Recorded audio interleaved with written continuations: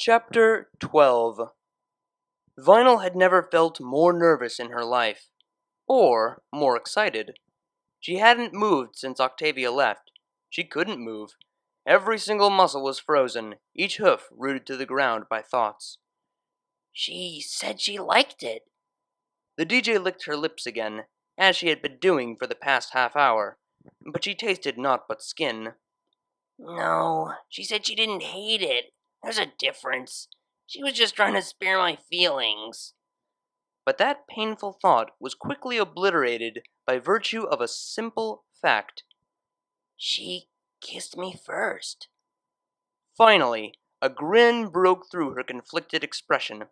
As the sun finally broke through the clouds outside and shone through the window, so too did that simple reality burn away her shadowed doubts and worries. No matter what happened when Octavia got back, she would always have that knowledge. Vinyl trudged over to the computer. She didn't feel like making music anymore.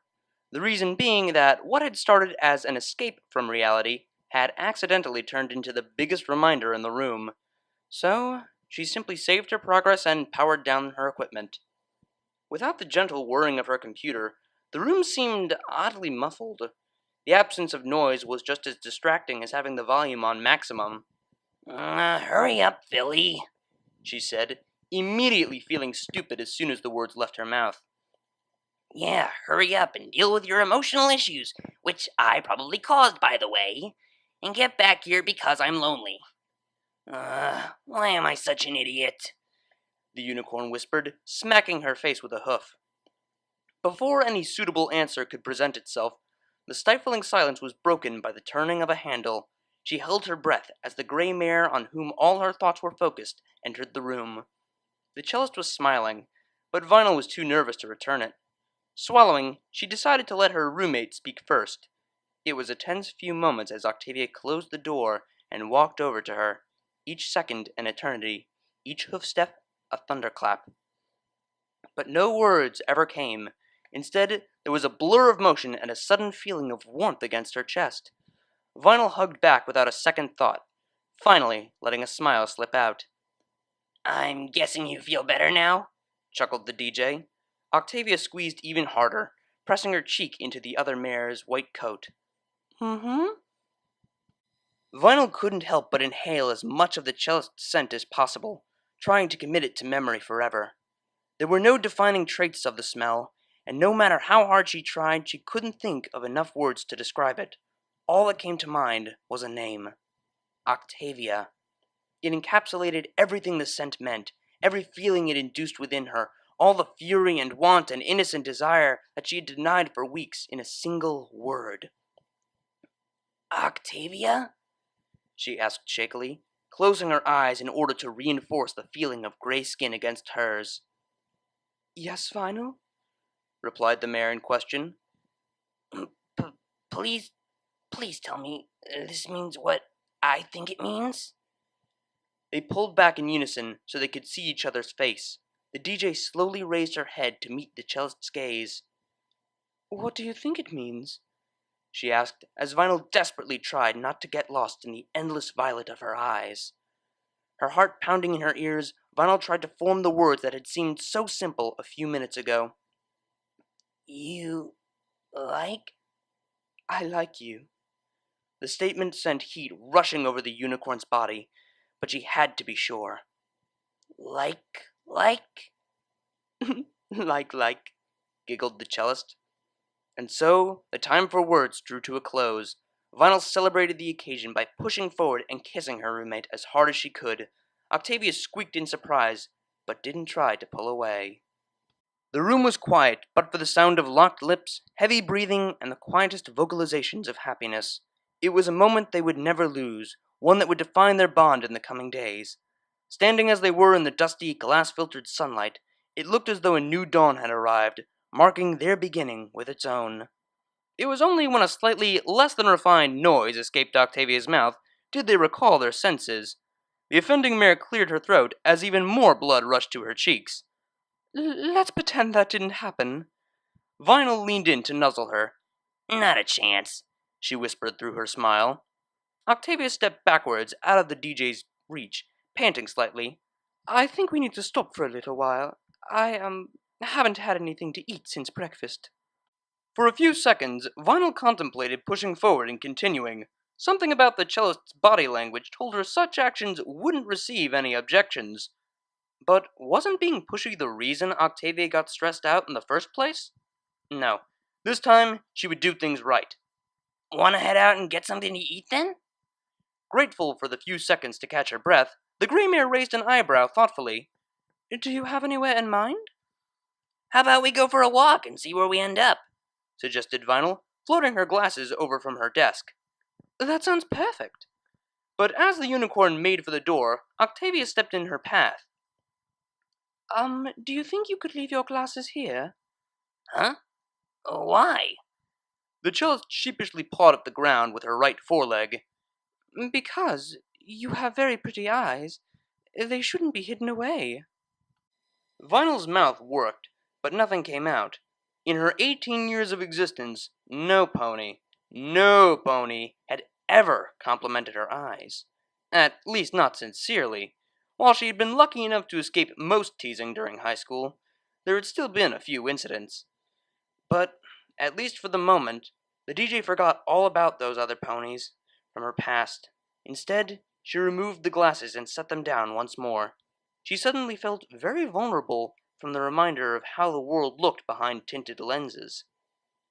Really? She asked in a small voice. The other mare must have sensed the change in mood, for she quickly moved closer. "Vinyl, they're beautiful." She touched Vinyl's cheek. "You're beautiful."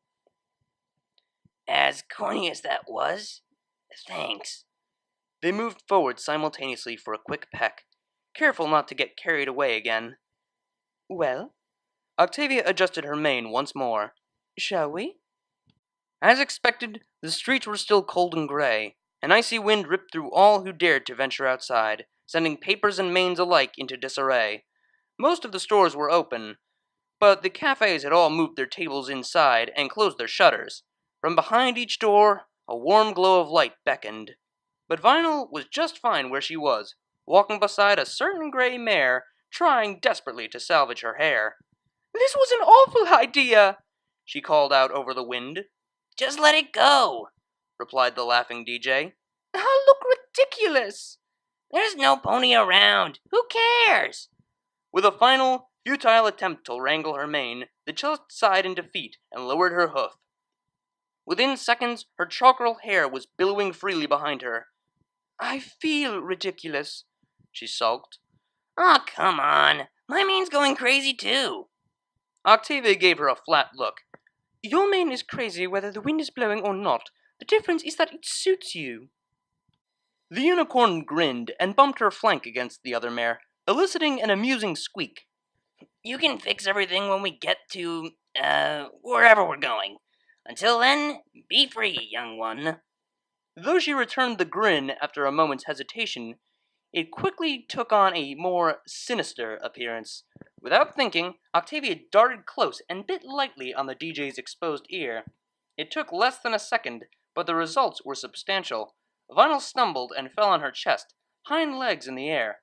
The treble-cleft mare started to giggle, but stopped abruptly as her brain caught up with her actions. "Oh, I'm so sorry. Are you all right?" She quickly helped up her roommate. Her white cheeks were flushed red, probably from hitting the ground, but otherwise there were no other visible injuries. That was straight up mean. The unicorn tried to look angry, but she couldn't hold back a smirk. If the cellist was one of those ponies who had unclean thoughts, she would have wondered if Vinyl liked being bitten on the ear. Thankfully, she was not one of those ponies, and she definitely didn't wonder anything of the sort. Vinyl turned her attention back to the road ahead.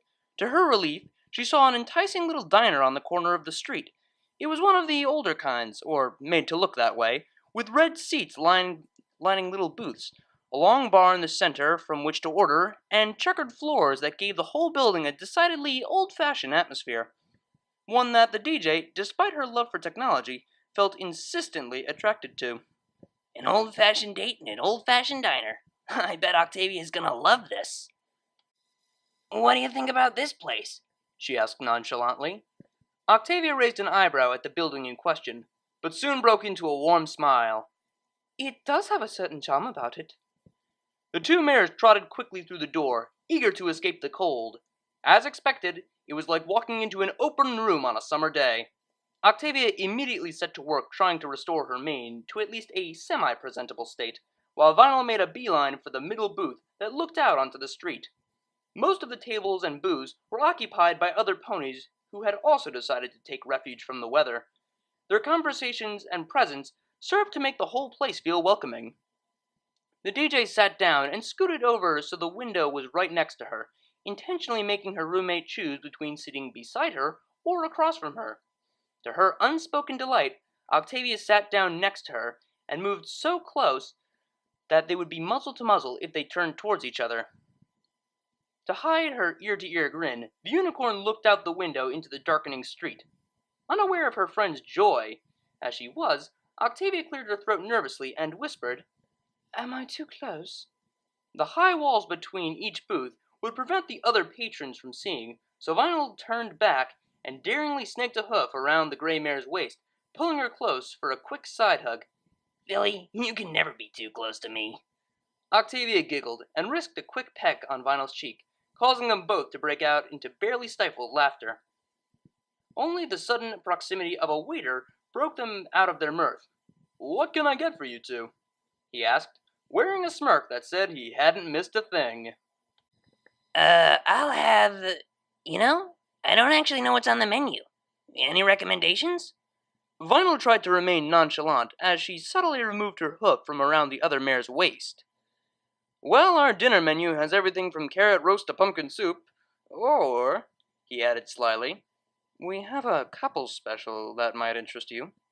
Octavia's ears folded back, and she looked around as though some pony else might be hiding in the booth. Vinyl just gave him a flat, unamused stare. He raised an eyebrow, then blinked in understanding. Oh, my apologies. Still, undercover, are you? Not that it's any of my business, of course. The stallion lowered his voice. But, would you like the couple special? Since the cellist couldn't quite bring herself to look him in the eyes, Vinyl answered for her in the form of a slight nod. The waiter winked and quickly trotted out of sight. I'm sorry, Vinyl, Octavia said guiltily. I'm being rather obvious, aren't I? She slid away slightly, so they wouldn't be so close. Hey, I'm not exactly keeping things on the down low either. We just gotta be careful. Unicorn shrugged. Can you imagine what it would be like if Psych found out? Awful, I'd imagine. Octavia hid her small smile under the pretense of looking out the booth for the tutor. Yeah, and that Lyra chick too. She's such a bit... Language, we're in public. Oh, right. Scratching the back of her head, Vinyl grinned sheepishly. Well, she is. The cellist shrugged, deciding not to take sides until she knew the results of her last encounter with the admittedly uncivilized mint green unicorn. After all, Octavia knew what it was like to be judged without question. The least she could do was try and prevent the cycle from continuing. By the time their meal arrived, the sun had completely vanished from view, coating the street outside in a pitch-black fog punctured by the occasional street lamp. But their attention was far from the miserable weather. 2 bowls of soup had been placed before them, bringing an intense, spicy aroma to the booth. Octavia had been cautious, but upon tasting it found it was barely classable as hot. Confused as she was by the contrast between taste and scent, she was unable to name a single ingredient in it. The taste was odd, but far from unpleasant, strangely similar to her first kiss with Vinyl. The thought sent a wave of heat up her neck, which the DJ noticed. Spice finally kicking in, huh? Lucky, mine's pathetic. She spooned another helping into her mouth. Still pretty good, though. Yes, the spice. The cellist dabbed her mouth with a napkin. Well, perhaps it will keep us warm when we walk home. Vinyl winced, looking outside. Oh, jeez, I forgot about that. I think we'll need something a lot stronger in our stomachs. A thought struck her, and she turned to her roommate. Hey, when's your birthday again? Oh, soon. Come on, tell me. You said it was in a couple weeks after our first time we went to Blues, and that was like 3 months ago. Well, we had only just met. It wasn't like I was about to tell you when my birthday was, replied Octavia indignantly, as though birthdays were somehow sacred knowledge. Vinyl rolled her eyes. I think we've gotten to know each other pretty well by now. The cellist reddened once more, and told herself it was the soup. All right, then. If you insist, my birthday is in 3 weeks, just after the exams. Sweet, I'll throw you a party. The DJ began to get excited at the prospect, which made Octavia feel even more ashamed for the next words. Vinyl, who would I invite? After a moment, her roommate visibly slumped, only to perk back up again seconds later. It can just be the two of us. We'll have our own party with cards and games and booze. A whole day with you? Why, Vinyl, it's just what I wanted. The gray mare covered her mouth with her hooves in mock excitement. Hey, don't knock it till you've tried it. Trust me, it'll be awesome. As their bowls ran dry and the diner began to empty, the pair decided to begin the long walk home. The gray pony looked out into the darkness and shivered. We'd better buy some boots, she whispered. And scarves, agreed the white pony. For a couple of minutes, they walked in silence save for the chattering of teeth and the slow trudging of hooves on pavement. Vinyl couldn't help but chuckle at the silliness of their situation. If we freeze to death in Manhattan, I'm gonna be so angry. Octavia didn't reply, instead moving closer to her roommate, enjoying the warmth radiating off of her. Good idea. Nice old-fashioned body heat. Always good to fall back on. Can't go wrong with it, that's for sure. The DJ realized she was blabbering and swallowed nervously. After that weird, taste-defying soup, she was starting to have some very interesting thoughts, and it wasn't helping the subject of many of them was practically pressing up against her. Apparently, the other mare was feeling something similar, for she moved closer and rubbed her cheek against Vinyl's neck. Her eyes were closed, and a silly smile made it clear she wasn't thinking quite as logically as normal. Oh, Celestia, she's so soft. You okay, Octavia? As much as she hated to interrupt, this wasn't the way she wanted whatever was happening. The charcoal-maned mare seemed to snap out of her daze, quickly halting her happy nuzzling. Oh, I'm sorry. I lost track of my thoughts for a second. Yeah, me too. I think that dude wasn't kidding when he said couples special. Vinyl forced a laugh to keep her thoughts from straying. What do you mean? Octavia decided to play dumb, hoping her blush wasn't visible in the night. Well, don't you feel, She raked her mind for the right word. risky? I was blaming that on being in close proximity to you, she admitted. The triumphant grin split Vinyl's lips, and she puffed out her chest. Yeah, I have that effect on ponies. Oh, shush you. Octavia lightly shoved the unicorn away. The campus was far better lit than the city, for which they were both grateful. The only sounds were from a few drunken revelers stumbling from the direction of the university tavern. Octavia shook her head and sighed. Some students just didn't know how to spend an evening. By the time they stumbled through the doorway to their room, most of the weird feelings had subsided. All that was left was a sleepy feeling of contentedness.